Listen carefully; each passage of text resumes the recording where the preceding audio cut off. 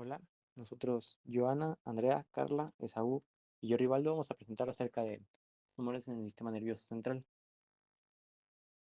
Para hablar de los tumores del sistema nervioso central, primero tenemos que hablar justamente de qué es el sistema nervioso central.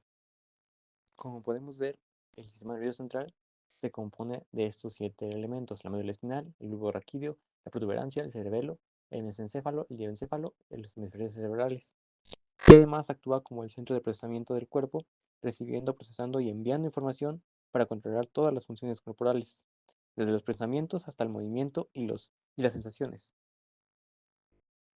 Ahora sí hablemos de los tumores en el sistema nervioso central. Tenemos de dos tipos: tumores primarios, que son los que se originan en el encéfalo o en la médula espinal, y por eso se les denomina primarios, y los tumores secundarios, que se originan en otra parte del cuerpo, pero por medio de metástasis se propagaron ya sea al encéfalo o a la médula espinal, y por eso también se les conoce como tumores metastásicos. Ahora, a su vez, tenemos otra clasificación de estos tumores. Se pueden clasificar tanto por el tipo de célula que lo origina, el grado del tumor, ya sea grado 1 y 2, que se caracterizan por un lento crecimiento y poca propagación, o grado 3 y 4, que ya es un alto crecimiento o una potencial propagación. También se pueden clasificar por cambios genéticos en las células tumorales o la localización del tumor, como son los metastásicos, ¿no? Ahora vamos a comenzar a hablar de algunos tumores primarios, comenzando con los derivados de las células gliales o gliomas, que estas células justamente se especializan en dar protección, nutrición o soporte a las demás células del sistema nervioso central. También tenemos los neurales o neuronal gliales, los cuales se caracterizan porque son mixtos, involucran tanto las neuronas como las células gliales. También tenemos los tumores de las meninges, los cuales se justamente provienen de esta parte del cuerpo, que son tejidos que rodean el cerebro del encéfalo y la médula espinal, y son uno de los más comunes en adultos. Algunos otros tumores primarios del sistema nervioso central son los tumores embrionarios, que se originan justamente por células que quedaron durante el desarrollo fetal, los tumores nerviocraneales, que son los que pueden crecer en los 12 pares de nervios que conectan el cerebro con la cara y el cuello, los tumores de la región celar, que se originan en o cerca de la región de la silla turca, que alberga en las glándulas hipófisis, en los tumores de células germinales, que como su nombre indica, se originan en las células que producen espermatozoides u óvulos, los linfomas primarios, que también como su nombre indica, se originan en los glóbulos blancos. Finalmente tenemos los secundarios o metastásicos, que como habíamos mencionado anteriormente, son los que se originan en otra parte del cuerpo y luego se propagan ya sea a la médula espinal o al encéfalo. Entre los que más se propagan a estas zonas, podemos encontrar, como no podía faltar, el de pulmón, también está el de mama, el de melanoma, el de riñón y el de colon. Y unas metástasis muy comunes que se dan en la médula espinal, las metástasis epidurales, metástasis intradurales y metástasis intramedulares. Con esto pasamos ahora sí a la epidemiología de los cánceres del sistema nervioso central. La primera gráfica nos representa las tasas de incidencia a nivel mundial de tumores en el sistema nervioso central. Fueron extraídas directamente de los datos de Globocam para 2022. Están separadas por sexo y por continente. Centrándonos en los continentes, las incidencias son mayores en continentes desarrollados como lo pueden ser Europa y Norteamérica. Se consideran intermedias para Oceanía y Latinoamérica junto con el Caribe y se consideran bajas para Asia y África. Sin embargo, podemos observar que la incidencia de tumores de este tipo es mucho mayor en hombres que en mujeres para cada continente. Por ejemplo, la tasa de incidencias en hombre para Europa es de 6.6, mientras que para mujeres es de 4.6. Esto hace que es aproximadamente 1.4 veces más común este tipo de tumores en hombres que en mujeres.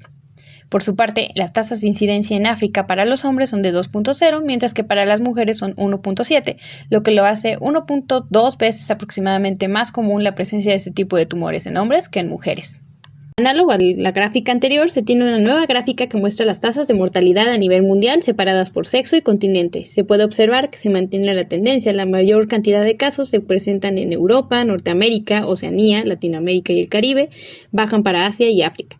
Asimismo, la mortalidad es mayor en hombres que en mujeres para cada uno de los continentes.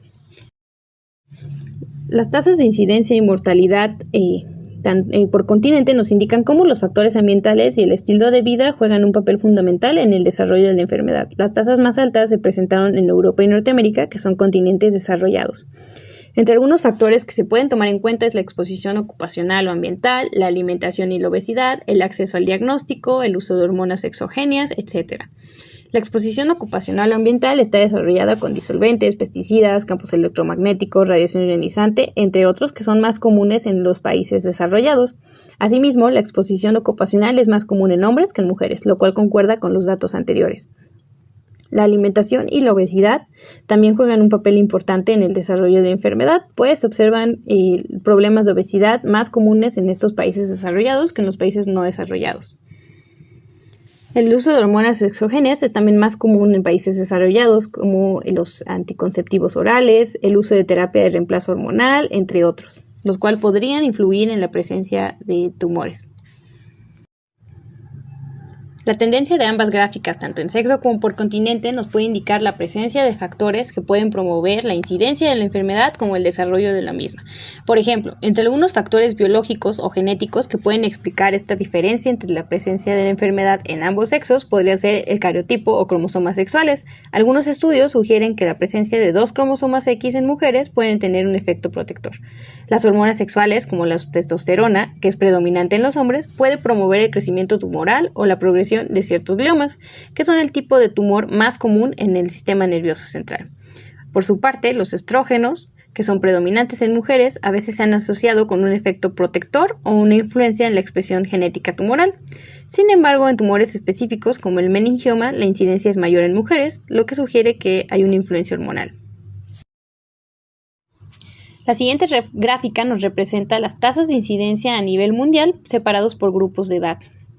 De 0 a 20 años, de 20 a 40 años, 40 a 60 años, de 60 a 80 años y a partir de 80. El pico de incidencia, que es la mayor cantidad de casos nuevos, se representan en los grupos de edad media avanzada, que serían bien de 40 a 60 años, que es el pico absoluto con 99,000 casos, o bien 60 a 80 años con 98,000 casos. La gráfica siguiente es análoga a la anterior y nos muestra las tasas de mortalidad separadas por grupos de edad.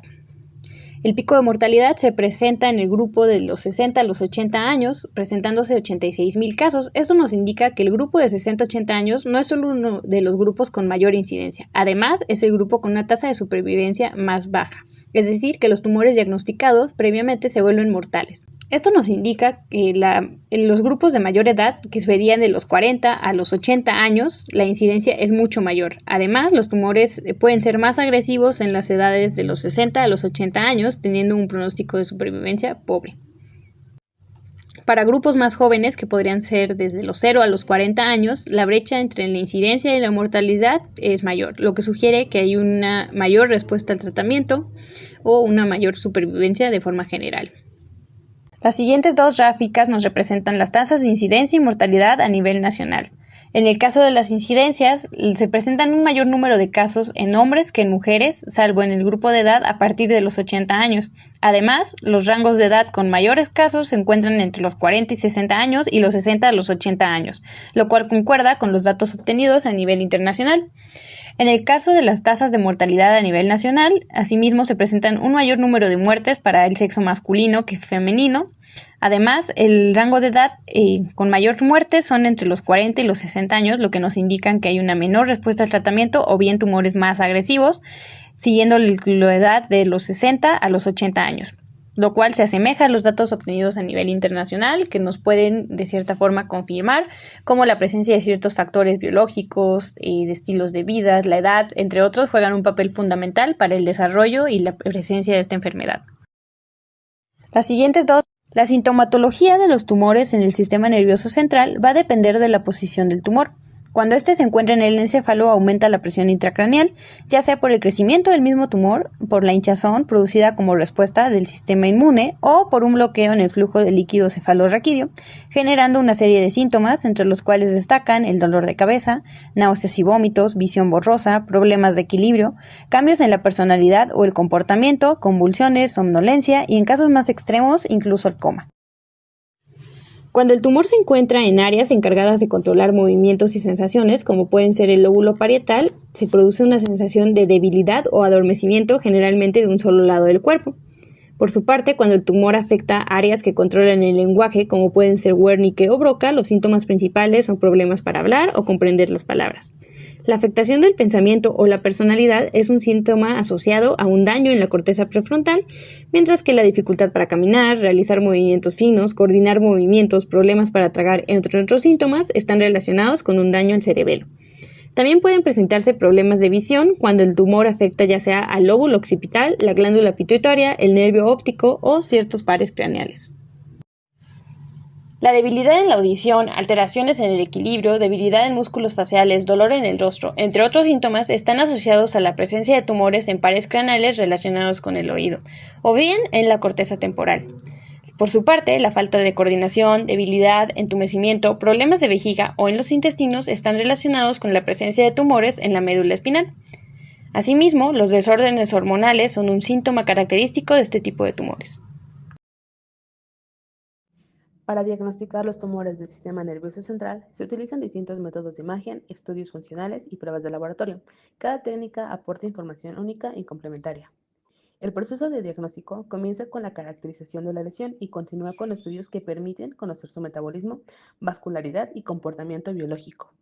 La resonancia magnética de la cabeza es el estudio principal. Permite visualizar el tumor con gran detalle, evaluar un edema, desplazamiento de estructuras y delimitar su extensión real. Cuando se sospecha un compromiso medular, se utiliza la resonancia magnética de la columna. Detecta tumores originados en la médula o aquellos que se han diseminado hacia el líquido cefalorraquídeo.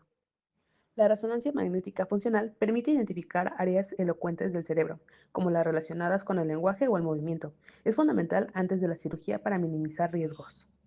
La tomografía computarizada suele ser el primer estudio en una emergencia. Esta detecta masas, sangrado o un edema rápidamente, aunque la resonancia sigue siendo la herramienta más precisa. El PET evalúa el metabolismo tumoral mediante un marcador radioactivo. Es especialmente útil para tumores agresivos y para diferenciar tejido tumoral activo de cambios postquirúrgicos o por radioterapia. La angiografía cerebral permite visualizar los vasos sanguíneos y evaluar la vascularidad del tumor. Es una herramienta importante en la planificación quirúrgica. La mielografía utiliza contraste en el espacio subaracnoideo para estudiar la médula y las raíces nerviosas. Se usa cuando la resonancia no es posible y se requiere más detalle en la médula espinal. La punción lumbar permite analizar el líquido cefalorraquídeo en busca de células tumorales, especialmente en casos de diseminación leptomeningea.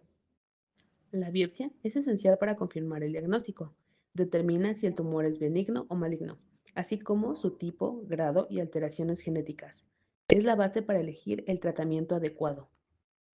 El diagnóstico integral combina la información obtenida de todas estas técnicas. Esto permite definir la conducta terapéutica y planificar el tratamiento más seguro y efectivo. El manejo de los tumores del sistema nervioso central se basa en un trabajo coordinado de un equipo especializado que incluye neurocirujanos, oncólogos médicos, oncólogos radioterapeutas, neuroradiólogos y neuropatólogos. La idea principal es combinar varias estrategias como la cirugía, la radioterapia, la quimioterapia, los cuidados paliativos y, cuando es posible, terapias dirigidas o la participación en ensayos clínicos. Este abordaje integral permite mejorar la supervivencia y también la calidad de vida de los pacientes. La primera herramienta de tratamiento suele ser la cirugía. Su objetivo es retirar la mayor cantidad posible del tumor sin afectar funciones neurológicas importantes. Al lograrlo, se reducen los síntomas, se facilita la eficacia de los tratamientos que vienen después y en muchos casos se mejora la supervivencia del paciente. Después de la cirugía, o en casos donde no es posible operar, se emplea la radioterapia. Este tratamiento puede ser adyuvante, curativo en tumores seleccionados o paliativo cuando se busca solamente el control de síntomas. Existen varias técnicas que se adaptan al tamaño y la localización del tumor. Por ejemplo, la radioterapia fraccionada, que divide la dosis para proteger el tejido sano. La radiocirugía estereotáctica utiliza en lesiones pequeñas y muy precisas, y las técnicas conformadas, que moldean la dosis a la forma del tumor. Su objetivo es destruir células tumorales mientras se minimiza el daño neurológico. La quimioterapia también forma parte fundamental del tratamiento. Su función es reducir el crecimiento del tumor y mejorar la supervivencia, generalmente cuando se combina con radioterapia. Entre los esquemas más utilizados se encuentra la temozolomida, que es el tratamiento estándar para el glioblastoma y funciona mejor cuando el gen MGMT está metilado. Otro esquema importante es el PCB, que se usa en ciertos oligodendrogliomas con alteraciones cromosómicas características. La intención de la quimioterapia es atacar a las células tumorales a nivel sistémico y potenciar el efecto de otros tratamientos. En los últimos años han cobrado relevancia las terapias dirigidas y moleculares. Estas se basan en estudiar la genética del tumor para elegir tratamientos más específicos. Por ejemplo, los inhibidores IDH, como el vorasidenib, se utilizan en gliomas que presentan mutaciones en ese gen y permiten retrasar la progresión. También se estudian otros marcadores como el 1P19Q, ATRX, MGMT y EGFR para personalizar la terapia o decidir si el paciente puede entrar a un ensayo clínico. El objetivo es atacar alteraciones muy específicas y lograr mejores resultados con menos toxicidad. Otro tratamiento disponible es la terapia con campos eléctricos, conocida como FIELS. Es una técnica no invasiva que emplea campos eléctricos alternantes para interferir en la división celular del tumor. Se aplica mediante un dispositivo portátil como el sistema Optum y se utiliza sobre todo en glioblastoma junto con temozolomida. Ha demostrado mejorar la supervivencia en pacientes seleccionados y tienen como ventaja que no daña el tejido sano. A lo largo de todo el proceso, los cuidados paliativos y de soporte son fundamentales. Estos cuidados ayudan a controlar síntomas como el edema cerebral mediante corticoides, el manejo de crisis epilépticas con antiepilépticos y la rehabilitación física y emocional para mantener la calidad de vida. El objetivo es aliviar síntomas, prevenir complicaciones y acompañar al paciente de manera integral durante toda la enfermedad. Después del tratamiento viene la etapa de seguimiento.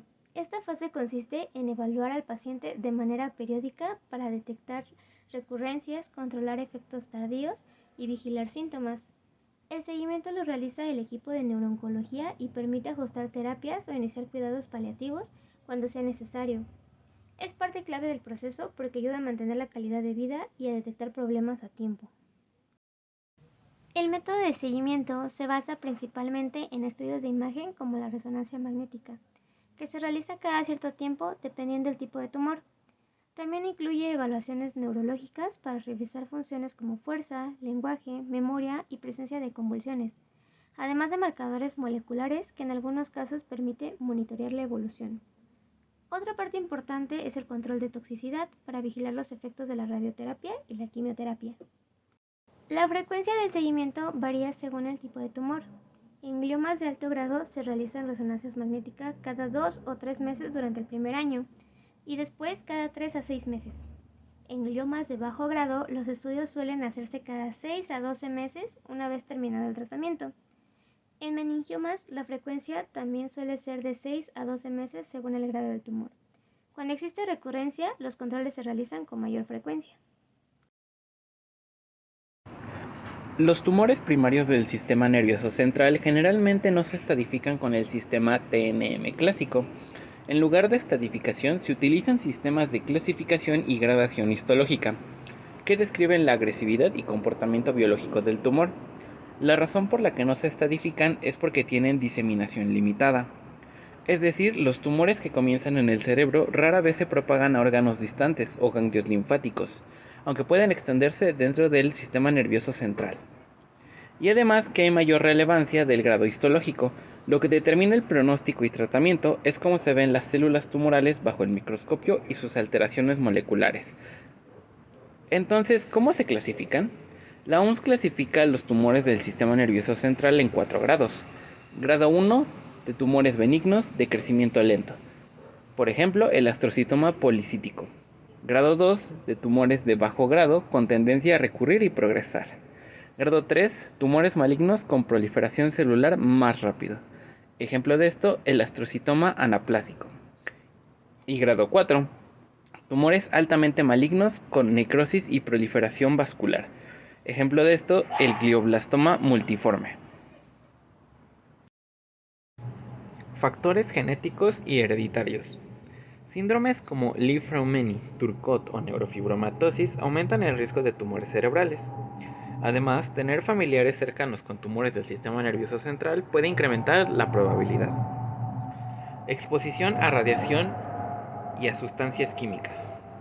Personas sometidas a radioterapia craneal, por ejemplo, en la infancia, tienen mayor riesgo de desarrollar tumores secundarios. Y el contacto prolongado con derivados del petróleo, pesticidas o solventes se ha asociado en algunos estudios. Edad y sexo. El riesgo aumenta con la edad, especialmente para glioblastomas y meningiomas. Además, algunos tumores muestran preferencias de incidencia entre hombres y mujeres. Por ejemplo, los meningiomas son más frecuentes en mujeres. Otros factores a tomar en cuenta es que personas inmunocomprometidas por cosas como VIH o tratamientos inmunosupresores tienen mayor riesgo de linfomas primarios del sistema nervioso central. Además de que haber recibido tratamientos contra otros cánceres puede aumentar el riesgo de tumores secundarios. Algo importante a notar es que no todos los factores de riesgo son modificables. La mayoría, como lo podrían ser la edad, genética, radiación previa, no pueden evitarse. Y que tener factores de riesgo no significa desarrollar un tumor. Muchas personas con tumores del sistema nervioso central no presentan ningún factor conocido.